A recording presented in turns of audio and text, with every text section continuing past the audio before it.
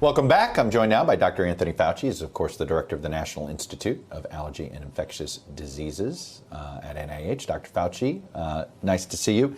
Let me start with the grim record we just set over the last 24 hours. Most cases in 24 hours yet at 77,000. What seems different this time, Dr. Fauci, is that there seems to be a lack of collective urgency about this latest peak. Where does this end? Are we going to 100,000? Are we? I mean, it feels like we are on this trajectory and have no way off of it right now. Where are we headed, sir?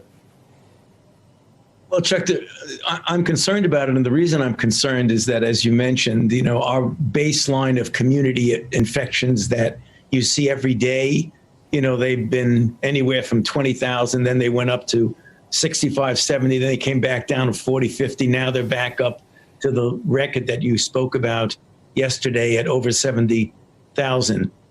That is a precarious place to be for a couple of reasons. Because if you look at the map of the United States, and several of the states right now, for a number of reasons that we could discuss, are having what we call upticks in case positivities, which are in fact leading to increases in hospitalizations, which ultimately will lead an increase in deaths.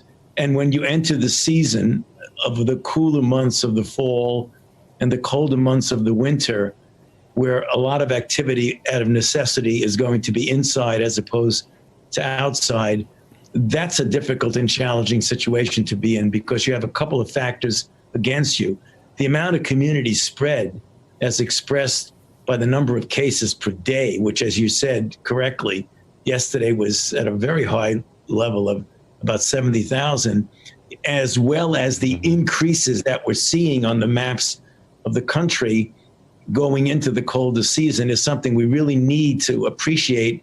That we don't want to shut down the country. Every time I talk about things that we need to do, people get concerned that we're talking about shutting down. We're not talking about shutting down, but we're talking about doubling down on some of the fundamental public health measures that we need to adhere to: the universal wearing of masks, the physical distancing, the avoiding congregate settings and crowds, particularly indoor, doing things to the extent possible outdoor more than indoor, such as dining and things like that, to the extent we can, with the weather, and frequent washing of hands. They seem rather simple, Chuck, but they really do work.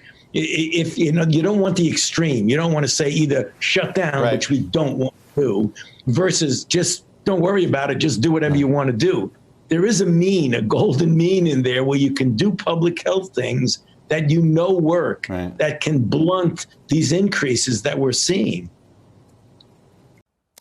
Hello, YouTubers. If you're watching this, it means you've checked out our channel, so thank you. Now do me a favor, subscribe by clicking on that button down there.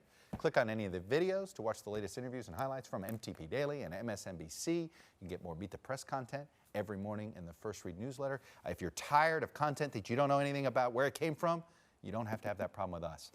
NBC News, MSNBC, MTP, and the Meet the Press mindset right here for you on YouTube. Subscribe now.